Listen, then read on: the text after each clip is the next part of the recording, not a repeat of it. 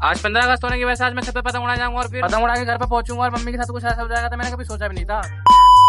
आज independence day होता है इसलिए मैं इंडिया का फ्लैग लगाने के लिए छत पे आ जाता हूँ और छत पे पहुंचने के बाद मुझे यहाँ पे किसी की पतंग फंसी हुई दिखती है तो उसे उतारने के बाद मैं इंडिया का फ्लैग भी लगा देता हूँ और आसमान में देखता हूँ तो बहुत सारी पतंग उड़ती होती है और मैं भारत का नागरिक होने का कर्तव्य निभाते हुए मैं गाड़ी उठा के पतंग लेने के लिए सीधा उसके शॉप पे पहुंच जाता हूँ। जाने के बाद देखता हूँ तो 15 अगस्त होने की वजह से यहाँ पे जाते भीड़ हो रही होती है तो वहाँ पे मैं अपने हिसाब की कुछ पतंगे छाड़ के दूसरी दुकान पर जाता हूँ जहाँ और भी कई सारी पतंगे पसंद करने के बाद मैं उसे लेकर घर पे निकल जाता हूँ। जहाँ मैं रास्ते में देखता हूँ मेरे एक दोस्त का पेट टूटा हुआ होता है फिर भी पतंग लेके जा रहा होता है। अगर लड़कों की पतंग के लिए लॉयल्टी देखनी है तो यहाँ तक देखोगी जरूरी नहीं की छत और पतंग अपनी हो, अगर मन में पतंग उड़ाने का जज्बा हो तो वो बंदा कहीं से भी और किसी की पतंग छीन के उड़ा सकता है, जैसे कि इन बच्चों की पतंग छीन के उड़ा रहा होता है। और ये चीज सूरज और दिनेश से नहीं देखी जाती है और ये लोग भी पतंग उड़ाने पहुंच जाते हैं। और यहाँ धूप होने की वजह से हम घर में आके प्लानिंग करने जाते हैं कि 15 अगस्त कैसे बनाए और हम लोग यहाँ पे प्लानिंग कर ही रहे होते तभी अंकित के घर से फोन आता है और उसकी अम्मी इसको हॉस्पिटल जाने के लिए बुला लेती है और हम यहाँ पे शादी निभाने के लिए इसके जाने के बाद हम भी हॉस्पिटल पहुंच जाते हैं जहाँ से काम पूरा करवाने के बाद हम घर पहुंच जाते हैं। और अभी यहाँ पे इतनी धूप हो रही होती है इसलिए हम पतंग उड़ाने का काम पेंडिंग में रखे हम अपने पेट की भूख शांत करने के लिए बाजार में कुछ खाने के लिए आ जाते हैं। बाजार से कुछ खाने का सामान पैक करवाने के बाद घर पे आके अपनी भूख को शांत करने के बाद हम छत पे चढ़ जाते हैं पतंग उड़ाने के लिए। यहाँ धूप भी खत्म हो चुकी होती है और हवा मच चल रही होती है और हम छत पे पतंग उड़ाने चढ़े और हवाबाजी ना करें ऐसा तो हो ही नहीं सकता।